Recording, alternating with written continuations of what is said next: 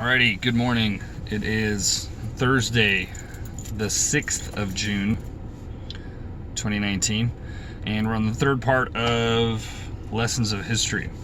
These two chapters that I read this morning, because I'm kind of in a rush, are about socialism and government, which really run hand in hand.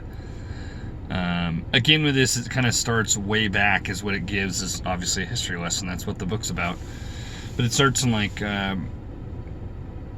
Rome, and then it goes to China with the socialist part, and it really is just showing how government gives a lot of jobs, government leverages against the mass with pricing and supply and demand to regulate that. It oppresses and does its best job to minimize any private trading, funding, business of any kind, and also shows how that doesn't work. Over the long haul, people rebel, leave, and try to find something new. And then it goes over to government and kind of does the same thing. It talks about capitalism and communism, but it's just sort of this revolving door. What's funny is everything, obviously they say history repeats itself, and I think it's in this aspect because government seems to be one of the few things that people think they can do different, and it's not. And what I'm noticing, at least in this short read of these two chapters, is unless there's no commerce involved, nothing that substitutes trades of goods, so money, in other words, if money's not involved, it's way easier to govern each other because you have something that they want, or they have a skill that you need, and you just sort of trade that back and forth. So realistically, if you zoom down to probably an indigenous tribe or living, which they say they're the most happy. So those that are family bonded, that are small, tight-knit communities, 2, 3, 4, 500 people, everyone takes care of everyone's kids, everyone provides food or has a role, so they know their role, they know their process with that. So not only when new life comes, they're all going to help, but when somebody dies, it's a tragedy for the community. When you introduce money, so if you have that same aspect and you introduce cash flow or commerce or money, then you don't have to add any value, but you still get the benefit of the goods and services. And this is what causes problems. So when they migrated to America and they found Native Americans here, natives that are in the US already doing that same thing, they might be contentious between each other, different tribes maybe, and that is for either territory is really what that was for, but their commerce was food or resource. Some of them got along, some of them had said, hey look, we're both in similar lands, so let's kind of make a joint treaty here that we're not gonna kill each other. There were some tribes that were just savage tribes. They just like to kill people. That was part of their deal. So when you have the newfound Americans, the people who crossed the Atlantic to get here, they're used to commerce. They avoided taxes.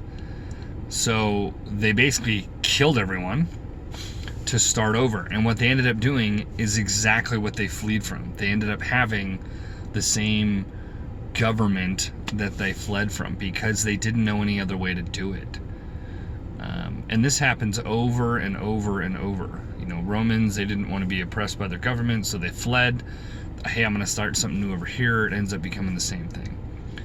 When they talk about socialism with that, that's the socialism part where they're talking about fleeing from Rome.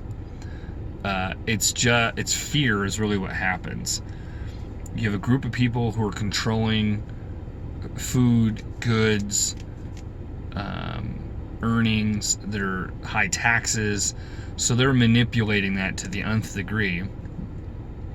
because there's a threat that the people can't take care of themselves. And this is just going to continually go over and over and over. This doesn't change. I could probably talk about this for a long time. And this is just my perception. I'm not a scholar. I am not somebody who's educated in the history of governments. I'm not someone who knows about economics or, government workings. That's totally not who I am. This is absolutely me just looking kind of from the outside in, that even myself, if I didn't have to earn money, I would be way more productive. So I'm going to go on kind of a selfish track here. But if I didn't have to go to a job in order to make money, in order to pay for my house or pay for my car or pay for anything like that, I would be far more productive. Number one, it forces you to be more social, because you got to figure out the other skills that other people have. Hey, what can you do that I can't do? Oh, this is what I can do that you can't do. So let's trade. That's what needs to happen here in order to make this survive. And you start to look out for your fellow man, because you don't care about your stuff. So it's a very interesting thing, and I know this is completely contradicting everything I'm saying, because I'm on a social platform talking to a phone. So none of that makes sense. But that's just my thought process with it. And like I said, this book is, I'm going to continue to say this, tomorrow's going to be the last day. It's a weird book to read. But what I'm starting to know this now on the third day, or what I'm paying more attention to, how it does the evolution. Again, this book was made in 1968.